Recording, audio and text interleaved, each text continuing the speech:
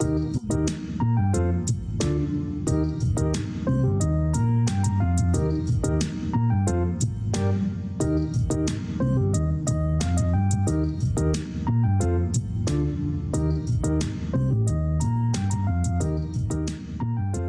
right, welcome to RSG Live at the Lounge. Yep, this is DeVon Wilson back in the building.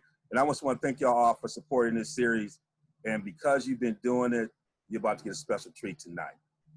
Now, for you longtime cats, y'all probably heard him on our RSG airways, but we're going to bring him back a little bit different tonight because this is the guy I call when I want to know what's going on and make sense of the world.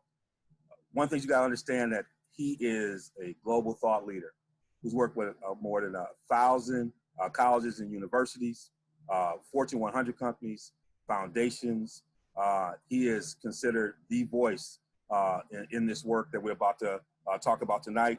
University of Michigan recognized him as part of their bicentennial anniversary as one of the 20 living alums. He received the Bicentennial Leadership Award. He is a best-selling author of Strategic Diversity Leadership, Activating Change and Transformation in Higher Education, and co-author of the first book on Chief Diversity Officers, the Chief Diversity Officer Strategy, Structure, and Change. And he's working on a new book on the Centennial Generation. And if he wasn't doing this, he could get down on the sports stuff tonight, as you'll hear that as well. But he's like my friend, and now he's back. Our man, Dr. Damon A. Williams. How you doing? I'm doing good. I'm doing good. Thank you for the introduction. What's poppin'? Good to be here with the RSG community. Man, first of all, as I've always got to say, I hope everything's going well with you and the family here, you know, as we're trying to deal with this pandemic, and just want to make sure things are going well with you, brother. How you doing? You know, we're doing well. You know, there's challenges that we all face, and we are meeting those challenges as well. But largely, we're doing well in the midst of, you know, unprecedented circumstance with the COVID-19 pandemic. Obviously, the increase of conversation and national trauma around race relations in our nation. And then just, you know, the implications of all those things coming down together. And I think there's a cumulative dynamic to it all. So, you know, 6 months into this kind of new reality, we continue to fight on, and really glad to be with you here today. Well, I'm excited. I mean, with the work that you're doing with the Center for Strategic Diversity Leadership and Social Innovation, one of the things that you also should know about Damon, that he's a senior scholar with the Wisconsin Equity and Inclusion Laboratory at the University of Wisconsin-Madison. He's just been doing a lot of incredible work. And as I've been trying to understand, and you probably have been hearing us talk about these things over the RSG airways, he's someone I've been consulting with when I'm trying to understand something. And I thought it was time for him to come and have a conversation with us. But one of the things that we always want to begin with, I think it's important when I talk to individuals like you, because you didn't just end up here. You had an origin story. You had a place, you had a road to get here. And we have a number of folks from all backgrounds and ages. And I always like to share that when I have folks like you, people just think you just showed up. And this is where you're at. And I'd like you to spend a little bit of time just talking about, you know, what your journey's been like to get to this point where you are right now, where you are impacting so many different people. You are engaging in leadership at the highest level at many of our higher education institutions and Fortune 100 companies, where they're consulting you on some of these very important issues of the time. Talk to people a little bit about your journey to this point in time. No, thank you so much for that. And, you know, I tell folks all the time, I'm from Dayton, Ohio, and, you know, born in Springfield, Ohio, raised in Dayton, born to a 16-year-old mother.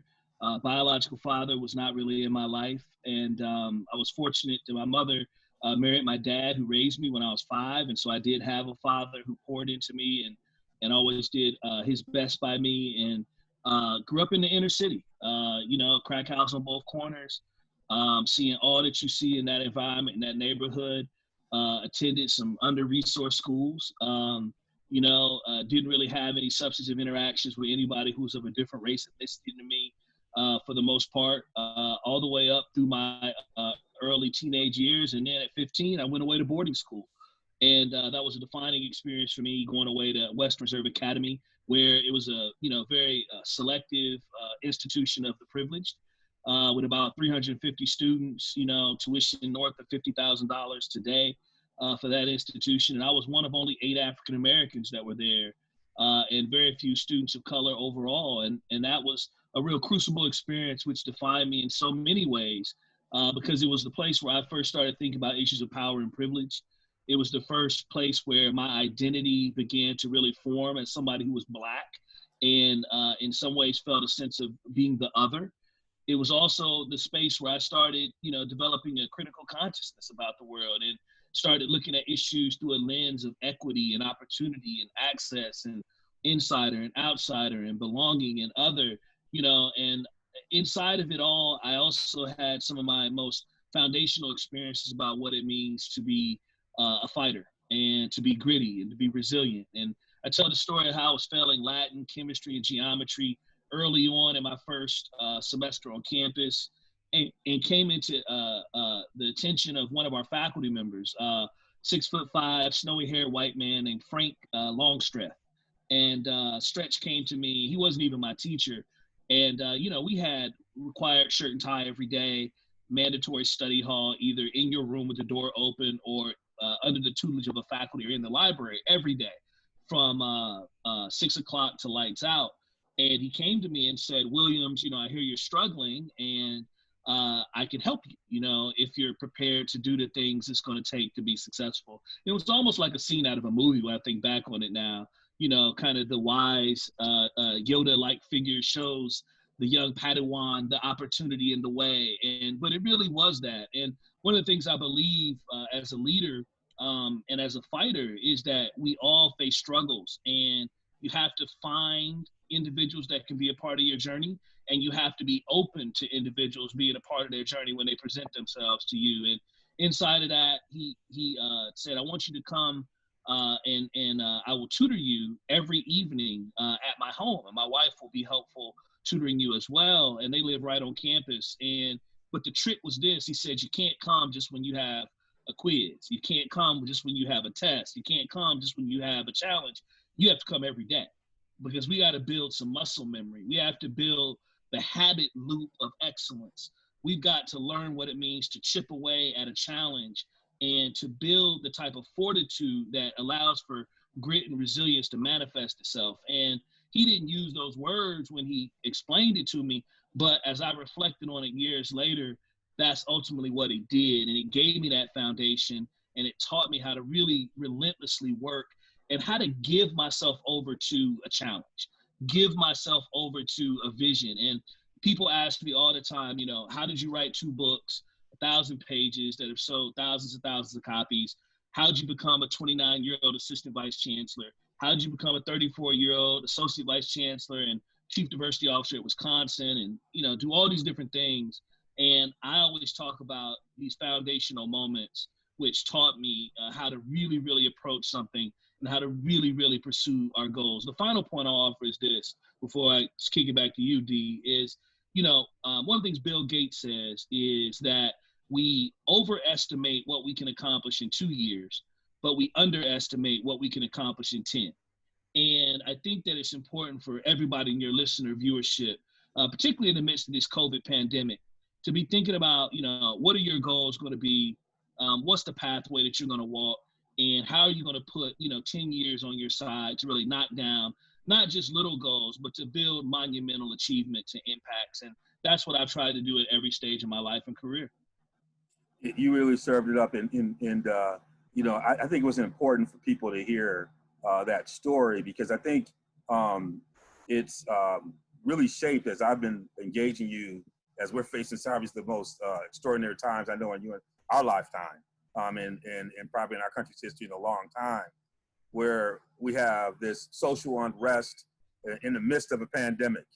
And I don't know if there's anyone in the country and the world who's probably given this more thought and worked as much as you have.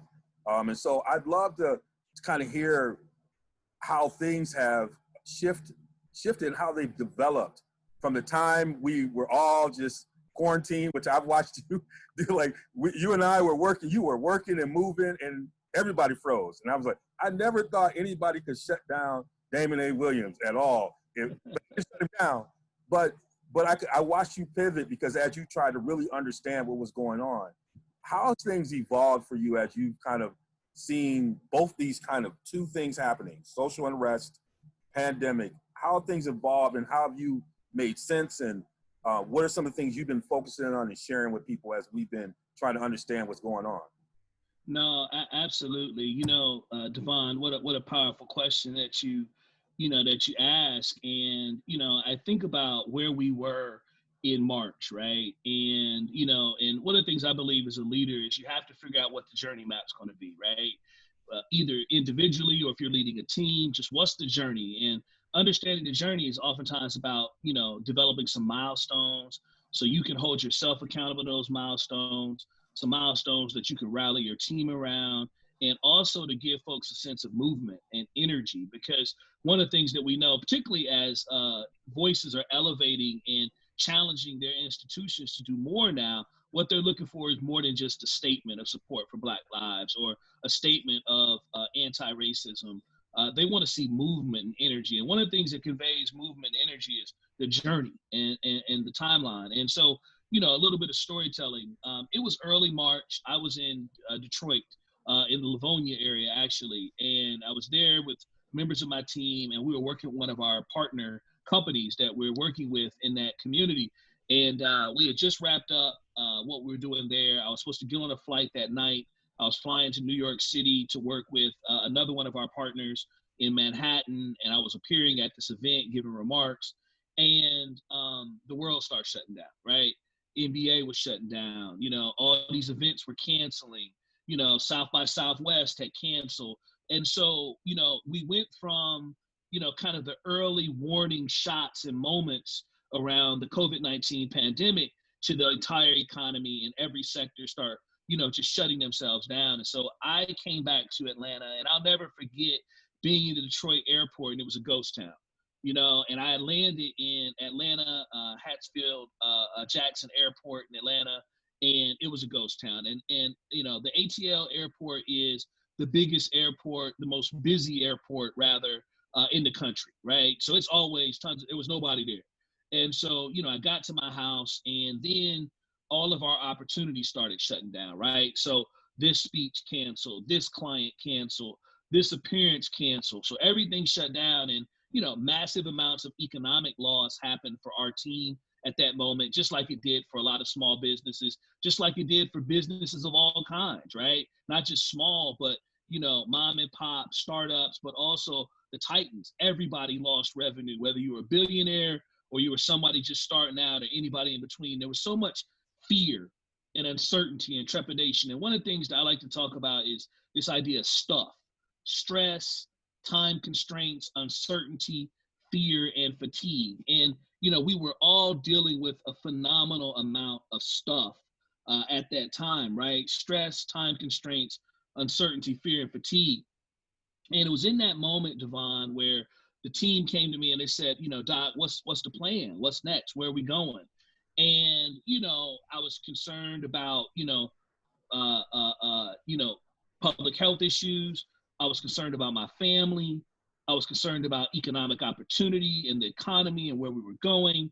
But I was also concerned about what I immediately knew was going to have a massive diversity, equity, and inclusion dynamic to the pandemic. And I felt as if, I don't know if people really were seeing what I was seeing, but from the beginning, as they were talking about the additional risk factors for diverse, racial and ethnically diverse communities that have underlying conditions, you know, I knew that was going to have a disproportionate impact on Black and brown folks because of the rates and levels of diabetes, morbidity, all these various different health-related factors that we knew were going to commingle potentially with COVID, even as we were seeing those things in early March. I also knew the economic challenges would be, those of us with privilege would be fine to be able to, you know, ride that out. But students, individuals that were experiencing basic human needs challenges, I knew they were going to be hit incredibly hard by any type of shutdown, because most are living check to check. Most are living, you know, opportunity to opportunity. And so I knew that there would be an economic hit on this. And when the team came to me, you know, I was uncertain about exactly what we needed to do.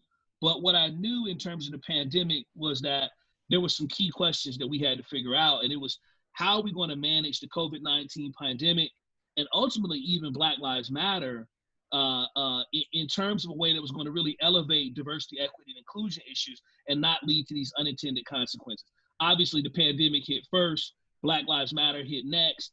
And I started to really think about this question as a strategist, and even just as a leader and individual. Life really comes down to a series of really, really important questions. And I think that when you can really hone into and know what are the questions you have to answer to find the pathway to success, to unlock the challenge, to build the solution. So I always encourage folks to get into the questions, right? And so for me, how are we going to manage the COVID-19 pandemic, public health crisis, and Black Lives Matter, and really elevate diversity, equity, inclusion inside that? So that was the question I started really tunneling into. And what really gave me the vision to go forward, I tell you, DeVon, I went to my library and I was trying to figure out the path forward, and I pulled a book off the shelf. And the book I pulled off the shelf was titled The Attacker's Advantage. And it was written by an individual named Ram Charan. And Ram Charan is one of the world's leading business strategists. And I had a chance to work with him when I was at Boys and Girls Clubs of America as chief education officer for all clubs around the world. And, you know, one of the things he says is that when you're facing great uncertainty, you have to figure out what your attack move is. You can't just wait and sit back. And so I attacked. And when we attacked, DeVon, we really began to clarify the journey for us. And it started out where we start tracking 200 institutions and how they were responding to the COVID in early March. Then we had a free webinar, and it really leveraged my research, which talks about institutional crisis and how institutions and leaders respond to crisis. So I talk about this metaphor of the cheetah and the wolf. You know, you can respond like the cheetah with a burst of energy and then go sit back and wait for the next crisis to happen in an individual, isolated type of way. Or you can respond like the wolf with collaborative, collective energy, relentless over time. So we hosted this webinar called Becoming the Wolf, and we had over 1,000 leaders show up to it. Then we dropped our COVID-19, DEI crisis action strategy guide. And when that strategy guide came out, over 100 recommendations, downloaded several hundred, more than 1,000 times. And then we had our second free webinar, and another 1,200 people showed up. And this was in 2 weeks period of time. So webinars, 3 free webinars, which touched about 2,500 people, strategy guide that got downloaded over 1,000 times. And then people were posting the strategy guide all across the internet. So it was on everybody's websites. And then we started doing professional development in April and May. Then we did our additional professional development work we've been doing in July and August, and then moving in towards the fall. So this journey that we've been on, really trying to help individuals to navigate first the pandemic, and then, later the pandemic and Black Lives Matter, as a partner and a friend. And the final thing I'll say is this, is when people chase the money, I think they get it twisted. That's right. Never chase the money, always chase the impact. And when you chase the impact and you're amongst the best at what it is that you do, then the opportunity and the money will follow. But number one, define where you want to be amongst the best at. Number two, when uncertainty finds itself, attack and act. Number three, chase the impact, don't chase the money, and then you'll have great opportunity. You're dropping it on them, man. You're dropping it on them. That's why I told folks, you always say, well, what was it like to be in the studio when Jay-Z was doing Reasonable Doubt? Y'all getting a feeling for this right now. This is how we get down. And the reason why I want to set a context with this, people say, well, man, RSG, y'all talk about sports, but y'all know about the foundation of our work is this intersection between sports and society. Yeah. Worlds that are connected. And we are really seeing that right now. And one of the things in which we're seeing this evolution of the athlete, both professional and amateur, as they're engaged in some of these complex issues that you were highlighting just a minute ago. What is it that we need to understand about this latest evolution of the athletes? We've watched the 60s, understood that movement, with people like Jim Brown and folks like that. But I believe we're on the verge of just a new form of what's been happening with athletes in this space. And so I know you've been talking a lot about this. I'd love for you to share this because we spend a lot of time talking about it on RSG. Yeah, I think we're in a really, really interesting time right now. And for, all of us sat back and, and all sports fans, we really didn't have that to talk about but The Last Dance, right? And, That's right. And we all watched The Last Dance and had a chance to return to the conversation of Michael Jordan's greatness, to return to the conversation of the Bulls dynasty, rise and fall, to return to a conversation of, all things shrouded around Michael Jordan, from his competitive spirit to his iconic move into Madison Avenue and becoming a darling of the marketing and branding and entrepreneurial way that he lived his life, but also too to his lack of involvement around social justice, mainstream related issues. And Michael Jordan in many ways became kind of the poster child, I think, for both his success, but also his lack of public involvement. And I want to be respectful, and I want to make sure that I'm not offering critique, because I don't know what Michael Jordan was doing privately. I don't know where he was investing his money. I don't know who he was mentoring. I don't know what causes he was coaching. I don't have any insight into that. But what we do know is kind of the legendary, quote, Republicans buy sneakers too, and some of the other things that have been associated with Mr. Jordan. And it's been beautiful to see his evolution and really stepping to the fore with the $100 million commitment in terms of supporting Black Lives Matter. But we really went into a period after the 60s, after the 70s, into the Magic Johnson, era where athletes in many ways were trying to figure out how they were going to build their business platforms, their economic platforms, but they were not as engaged in social platforms. And, shout out to Colin Kaepernick, really, who kicked this off in a very powerful way. Shout out to the athletes at University of Missouri who, stepped forward and challenged that institution in some very creative ways, understanding their platform. And then obviously, I think the dean of the conversation of the return of the Black athlete to social consciousness is LeBron James and his friends, Chris Paul, Carmelo Anthony, Dwayne Wade. But really, LeBron James is, I think, iconically situated himself differently. And what's powerful is you have the intercoupling of a couple different things. One, you have an increasing awareness amongst these athletes that they are brands that are above and beyond their teams, right? So they're making more money, some of them, through their endorsement deals than they are from their teams. They're making so much more money and revenue from their co-branded ventures than they are from their team-based contract. And that is also has to be understood as a part of the legacy of Michael Jordan. If there's no Michael Jordan, then they don't have the type of economic empowerment and freedom and platforming to build these types of new financial opportunities for themselves and their families, right? So that's one factor that's going on. The second factor, I think, is that they recognize that they don't need partnership from mainstream media. They don't need partnership from Sports Illustrated or ESPN or any other media outlet to get their message directly to their followership.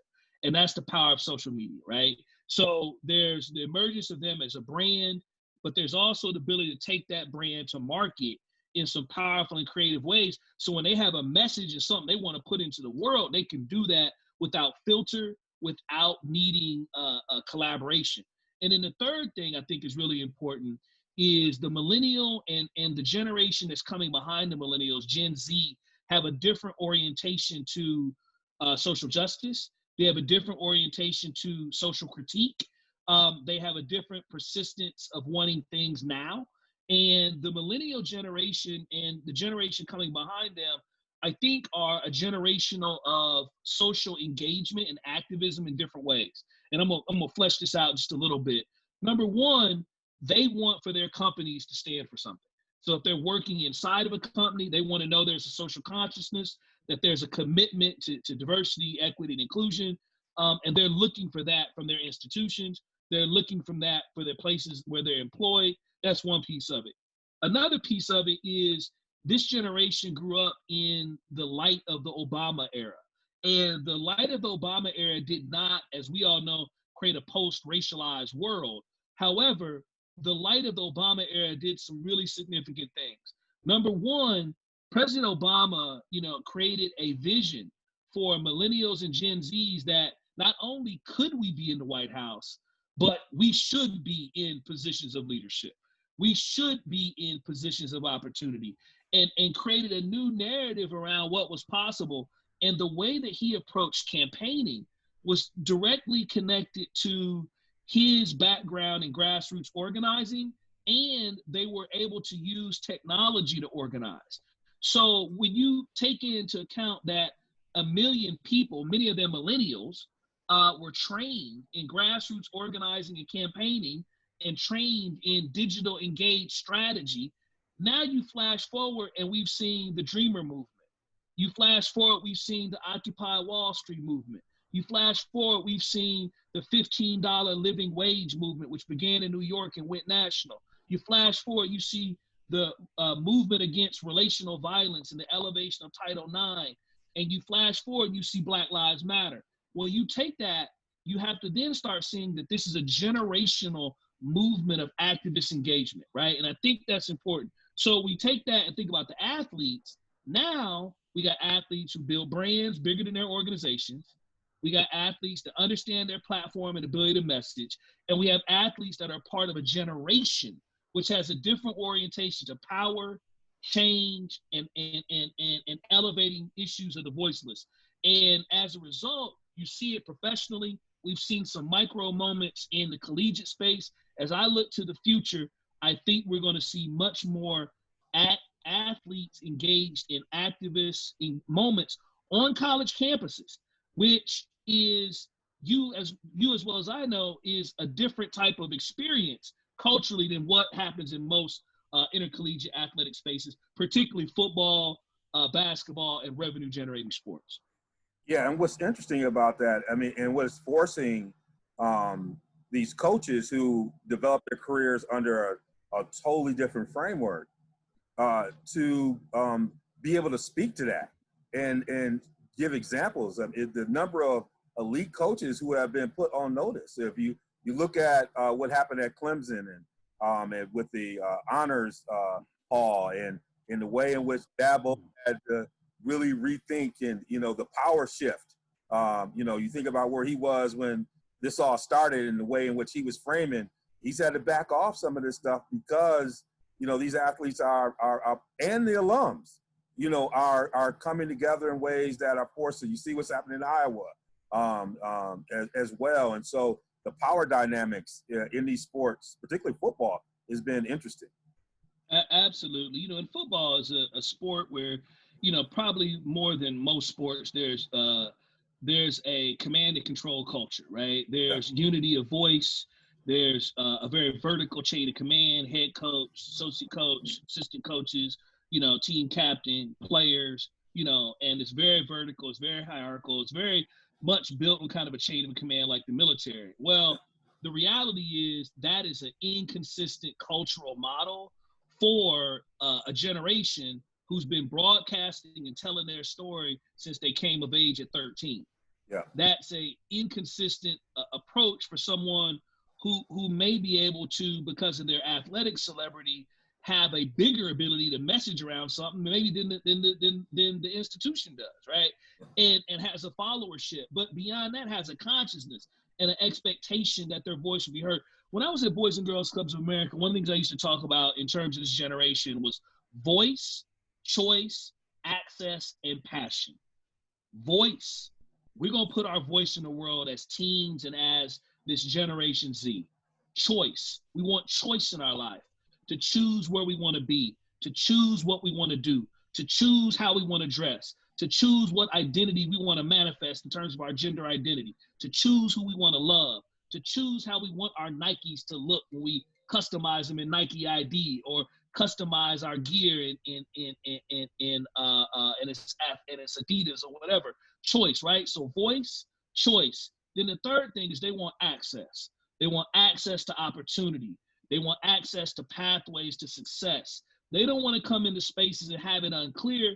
They want to know exactly what do I need to do to go from A to Z. And a part of the reason why is, unlike the millennials who graduated in the midst of the Great Recession, the Gen Zs were at home.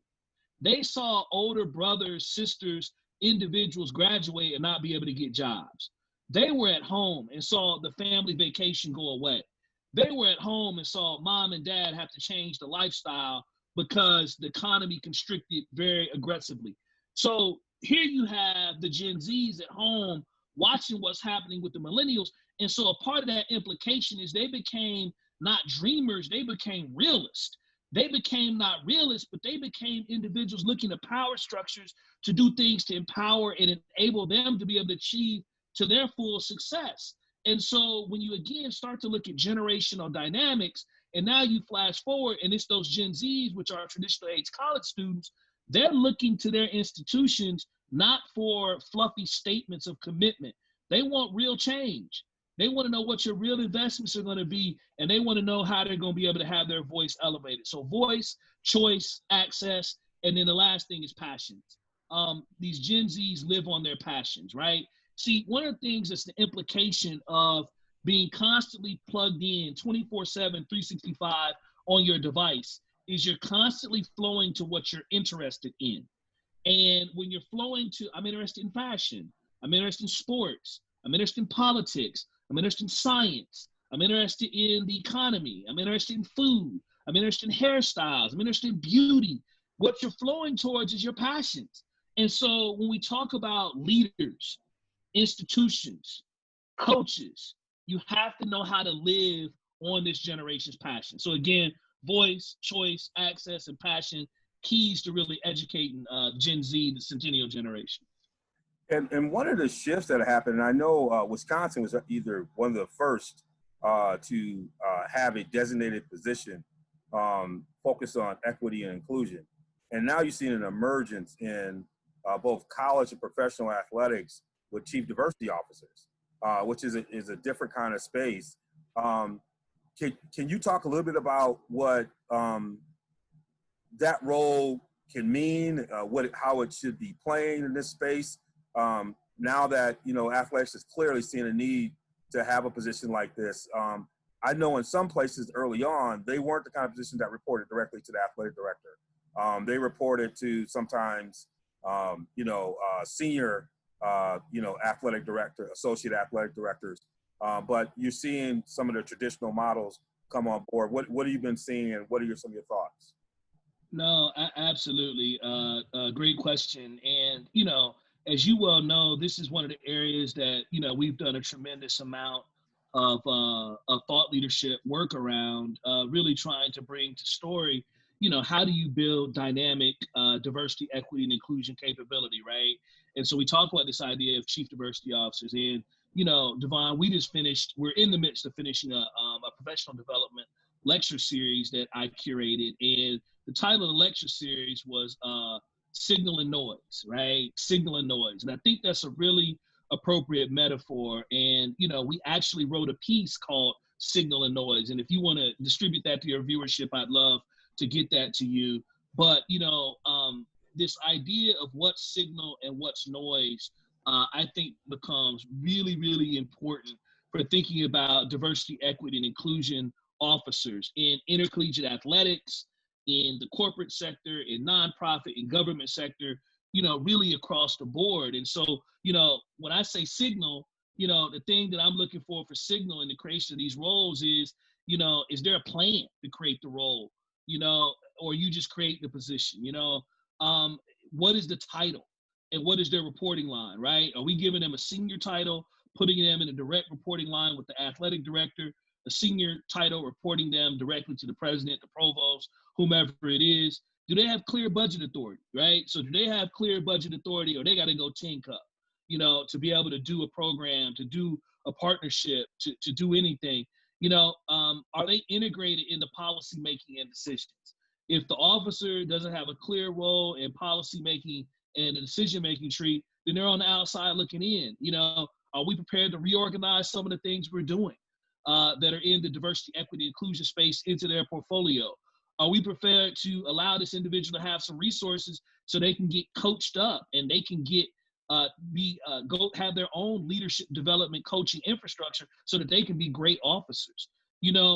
Is there an organization-wide commitment? Do they have the ability to speak with the power of their president, their athletic director? Is their role a part of a bigger plan? And the thing that I say is those are all dynamics that when they're in place, that's the signal. The problem is there's so much noise. And the noise is when the effort is more symbolic than anything else. They got a role, but no real title. They don't have a budget.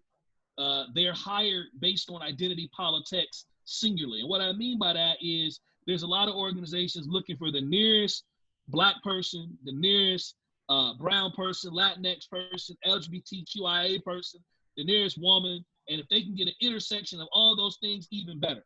And that's who they're hiring to do the role. When in reality, these individuals may be neophytes to change. They may be neophytes to culture movement. They may not have the relevant leadership and strategic and tactical ability to really move the needle. And as a result, they're just chasing after things in crisis. They can only go and speak to aggrieved, diverse communities rather than to speak to all communities. They're not at the decision-making table. They have too many duties, not enough resources. They have no plan that they're a part of. They have no staff, and they have little formal authority. And so they become symbolic and noise versus signal. So any of your leadership, of your audience that's out there, please make sure that, you're focusing on being signal and not being noise. Check us out. You can follow me at DAWPhD on Twitter, on Instagram.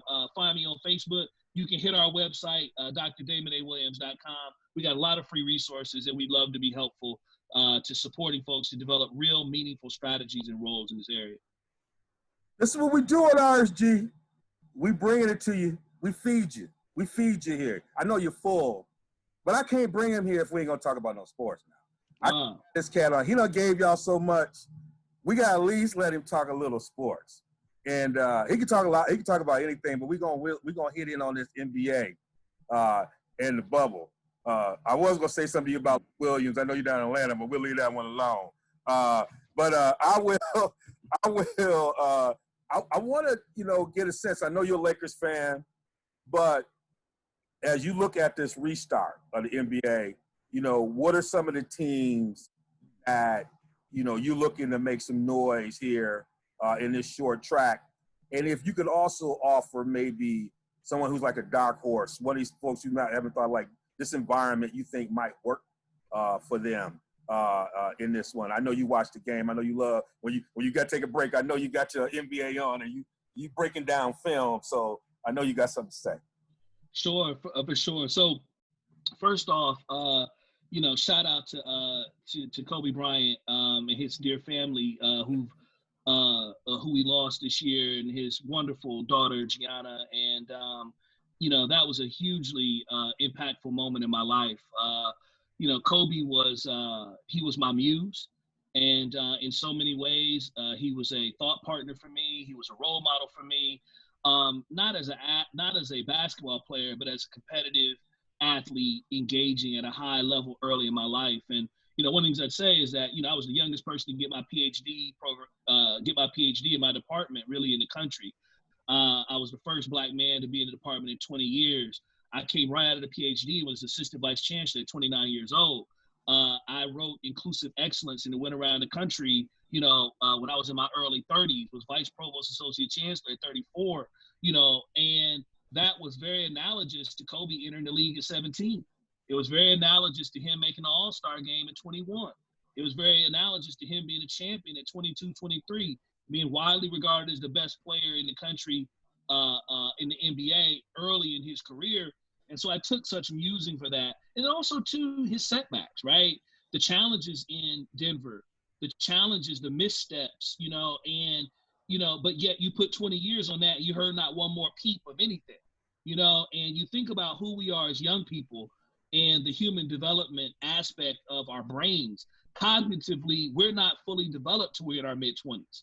So if any of us were judged at what we did in our teens, in our early 20s, it'd be pretty bad for most of us. But I took great inspiration from that. The Mamba mentality defines me in so many ways, but I'm a huge Laker fan. And, but to get into your direct question, man, number one, shout out to Adam Silver and what I think is an amazingly solid epidemiological approach to both being serious about the mission of keeping people safe, creating an environment, but also passionate about basketball, and so one of the things we say is be passionate about the mission, serious about the business, right? So clearly there's great passion to bring basketball to the world, but there's also a great seriousness, I think, that's gone into creating an incredibly solid epidemiological approach to doing that in the best way possible, mitigating risk. And one of the things I want everybody to understand is the moment that we're in now is not about zero risk. The moment we're in now is about risk mitigation, making really good decisions, and being prayerful, right? That's the three things we can do. Because I think we're at a place where, we can't continue to just be in our homes, to not be interacting. We got to get out, but we know a lot more, and we have to make great decisions. And we need leaders in our institutions, whether it's the NBA, it's a college, university, it's a corporation, to put the human condition at the center and use the human condition to make the best possible decisions you can make to create the best safety process you can do and then move forward. Sometimes that may mean you don't move forward. Football, there is no safe football, right? No. So you can't move forward. I played football from the time I was in the 5th grade to the time I was in the 11th grade. Collision, full tackle football, right? And there's no way you play football in a way that risk mitigates the COVID pandemic. It's too many people. It's too physical of a game. It's too much density in patterns of interaction. And that's why Michigan State's, the full team's in quarantine right now at this very moment that we're broadcasting, because football can't play. Now, a part of the challenge we have is too big to fail, right? I mean, too much money not to move forward. But that's when we have to be innovative and creative. Is the answer to have a shorter season? Is the answer to have no fans in the stadium? Is the answer to not play now, play in the spring? Or is the answer that we can't play football in 2021 and we're going to have to table this and come back in 21, 22, right? So all those things. And I know I didn't answer your question about the NBA. No, I know you're going to get there, but I'm going to get there. I've been telling them they got to move it to the spring, and I've been saying this for about 2 months now.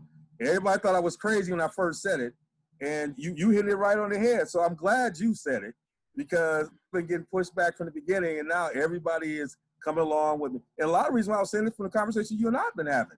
And I was like, there's no way in the world. And most people got to understand that if you have it in the spring, you're still within the fiscal year. There's ways to make it work. You're thinking about the business model of these institutions. But you got to start with the safety and the humans first. You put it right there. So I'm glad you laid that down, because I've been saying it for almost a month and a half. And now I hear I'm coming. The course is coming, and it's coming to it. But I'm glad you laid it out for us. So I know we'll get to our hoop, but I need you to say that first. No, for sure. It's, it's one of those things where, when you put the human condition at the center, you really try to work from there and move forward accordingly. And, we're at a moment in time where we're going to have economic recession. We're going to have economic retrenchment. We're not going to grow and as be as profligate in this current moment as we would have if the pandemic didn't hit. And I think you just got to accept that and figure out what the best pathway forward is. Another thing, with football, particularly at the collegiate level, it's like in one breath, we can't tell these young men that they are amateurs and you're not professionals. And then in the very next breath, ask them to sign a waiver that they don't sue if something happens in the COVID and go out there and maintain the integrity of a multi-billion dollar media, television, ticket gate arrangement. And so a part of what happens is in pandemic, and I'm going to go back to my metaphor, signal and noise. Inside of these moments, the noise gets sucked out. And all you see is the signal. And what's happening right now is as the noise gets sucked out, you start looking at the naked decision-making processes and the variables that are being elevated. You see with great clarity the signal is these are pros being asked to do pros work, and they have uncompensated labor. They are 21st century indentured servants. And as a result, the whole system has a corruption that needs to change and evolve. I mean, it's just very clear inside of this. And so we're getting that signal in the midst of this moment because all the noise is being sucked out. Wow. You dropped it on it. You dropped it on me. All right. So before we close, though, I still want to know. So you just going to go with your Lakers, huh? That's why you. Well, so a couple things. One, I'm gonna always roll with the Lake Show, and and viewership. That was my brother who tried to call. He's another Laker fan. Tried to call it. He probably heard you and was trying to contribute. All these Midwest cats who are Laker fans. All right, go ahead. No doubt. But the Lakers were iconically, have always been my squad. Dating back to the Magic Lakers is when I first came into encounter them, the Showtime Lakers, through the tragic early retirement of Magic Johnson, and shout out to my wife Keisha Mitchell Williams, who just got appointed as chief marketing officer for Sodexo Magic, which is one of Magic Johnson's companies. So I can't wait to meet Mr. Johnson. But when we look inside of this Laker kind of franchise, I've been with them through the dark days, man. I mean, I'm talking about through the Kobe Shaq years, the after Kobe Shaq years, the Nick Van Exel years, now all the way through the LeBron era. And, and I was one of those people that was like, I don't want LeBron in LA. I want to run with the young boys, I wanted to run with Zoe and Brandon Ingram because I believe that you build a foundation for a championship in a certain type of way. And I don't think that can be bought. I think it has to be forged. It has to be built, and the Lakers have skipped a lot of steps to get to where they are right now. And, Kyle Kuzma's a holdover, and that's it, and there were no savvy vets that they had that were about the culture. But one of the things that makes LeBron is culture, right? He is a culture builder himself. Because not only the way he approaches the game, not only is he a system, and you talk about the triangle offense, the motion offense, there's the LeBron offense. And the LeBron offense is based on not give LeBron and get out of the way, but it's based on LeBron having the ball and making 70% of decisions and having specialists in roles be championship caliber in roles, and having a second person who can go get theirs in difficult moments. Because as great as LeBron is offensively, he is a savant at creating opportunity for others.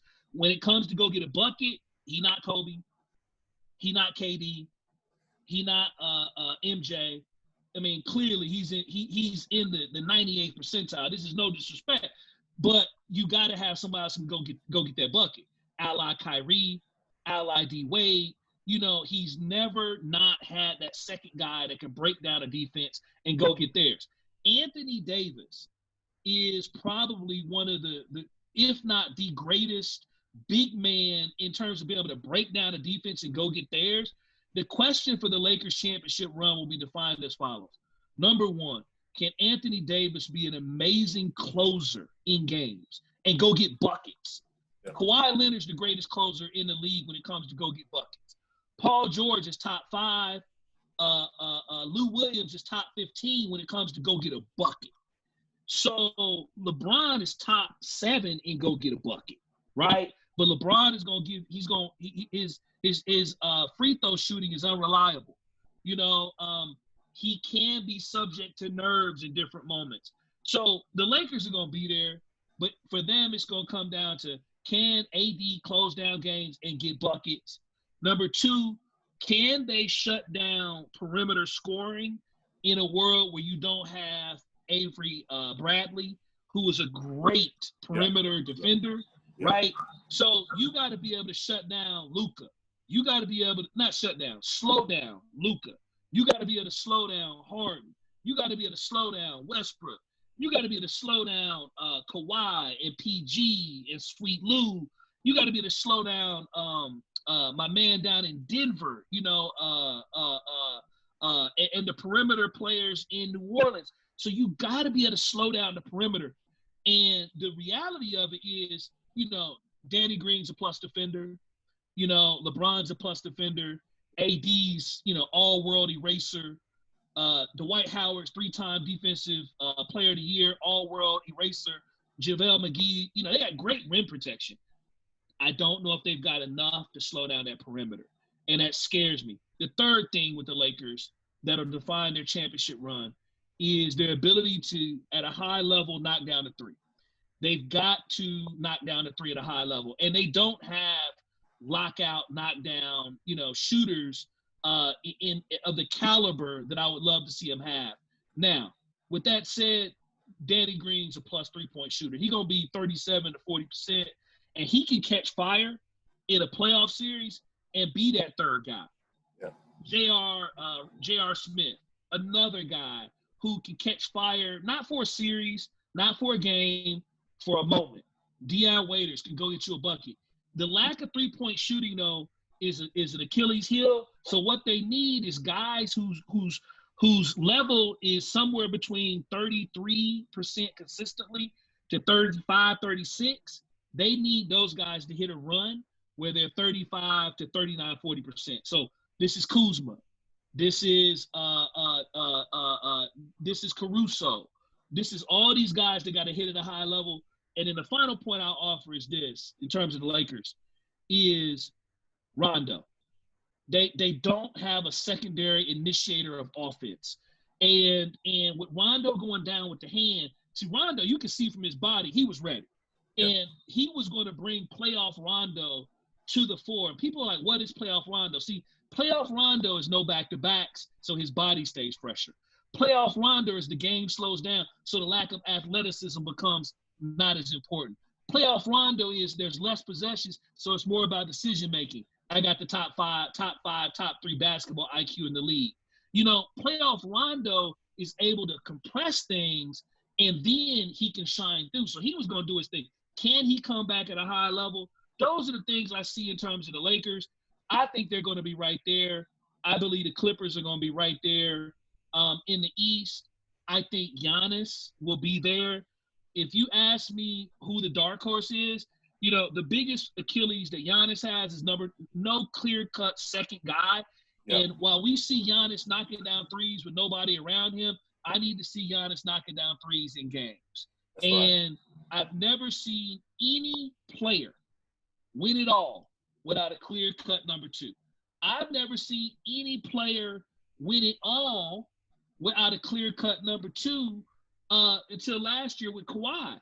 And that they wouldn't have won it if KD was healthy and if Klay was healthy. And had KD had been down and Klay not been hurt, they still wouldn't have won it.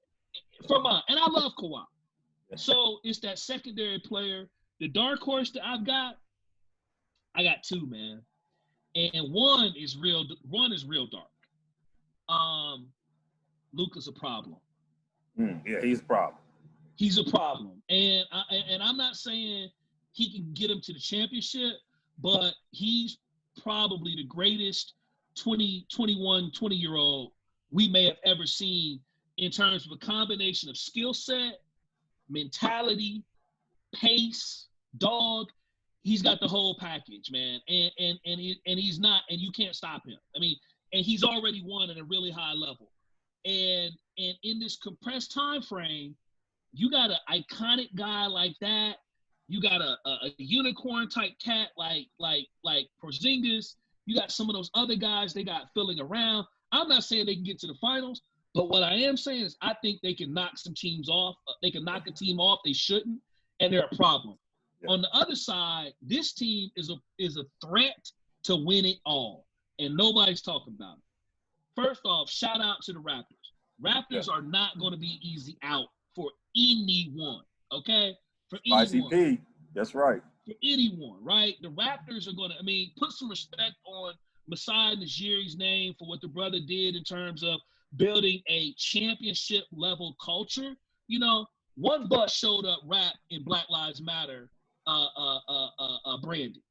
The Raptors, right? Right. because they get it. Masai Ujiri is probably the best in the game right now, right? Shout out to that brother. But when I look at, the East, I don't think they have enough to get back to the finals. I think they'll be right there. I would not be surprised if they didn't get to the Eastern Finals. Think about the Bulls the year after Michael Jordan, the culture, and Pascal Siakam is enough to keep them in the mix. Kyle Lowry, them boys is enough. But the dark horse in the East that I believe has a chance to not only get to the finals, but also potentially win it all, the hated Boston Celtics. Yeah. And if people are not acknowledging it, first off, Brad Stevens is hands down top 3 coach in the league. So they're going into most competitive situations with an advantage on the bench. Number 2, they're deeper than deep. Number 3, they have a championship competitive culture, and they're not new to this. I mean, you got to go back to Isaiah Thomas and the holdover from that era and what they've built. They have a continuity of being there. They've been to the Eastern Conference Finals a couple times, and that's before Jason Tatum. He's now about to hit his early prime. And see, what the shutdown did is these guys came back, the sophomores, the juniors, they came back. If you were a freshman, you came back with your sophomore body. Call it, John Morant. If you were a sophomore, you came back with your junior body.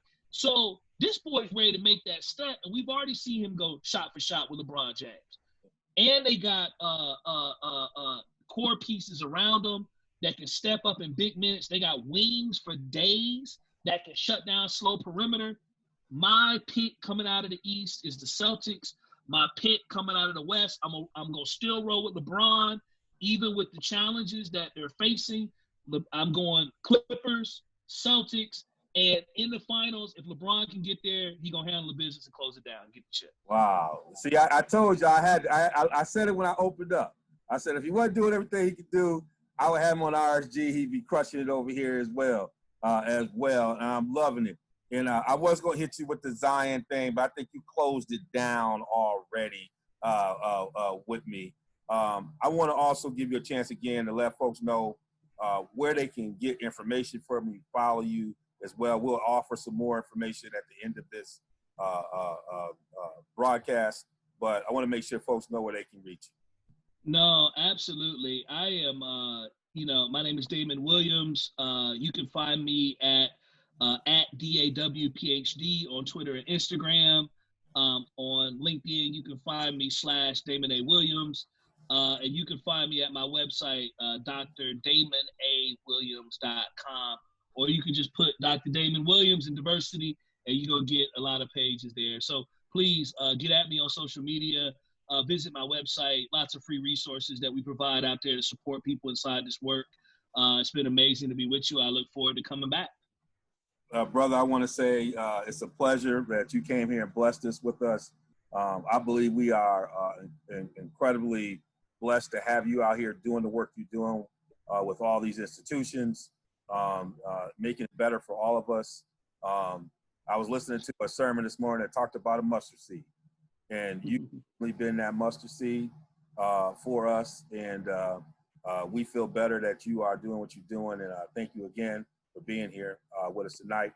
This is Real Sports Guys. This is RSG Live at the Lounge. We will have more coming at you. If you love this, we have more stuff coming in the future. Thank you for being with us. We'll see you on the other side.